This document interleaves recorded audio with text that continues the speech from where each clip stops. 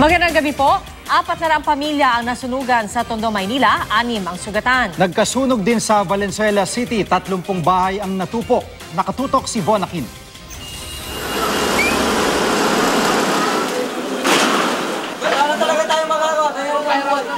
Naglalagablab na apoy at makapal na usok, ito ang hinarap ng magkakapitbahay sa Port Area, Tondo, Maynila kagabi. Sinubukan po namin tulungan yung mga nasunugan na patayin yung apoy. Kaso hindi na po namin naagapan.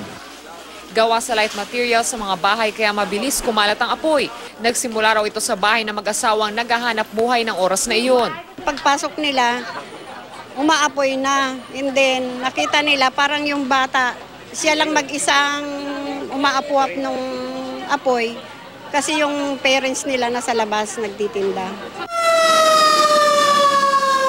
Iniakyat sa Task Force Alpha ang sunog kaya rumisponde na pati mga bumbero mula sa iba pang lungsod. 6 ang naitalang nasugatan sa insidente. Tinatayang aabot sa 200 bahay ang natupok. Nasa 4 na pamilya ang nawalan ng tirahan. Majority of the space utilized nila as informal settlers na temporaring naninirahan dito sa loob ng old structure na sabi nila ay bodega, sabi nila ay isang warehouse. Hindi bababa sa 6 na milyong piso ang halaga ng ari-ari ang napinsala sa sunog. Mag-alas 2 naman na madaling araw nang masunog din ang 30 bahay sa Barangay General T. De Leon, Valenzuela City.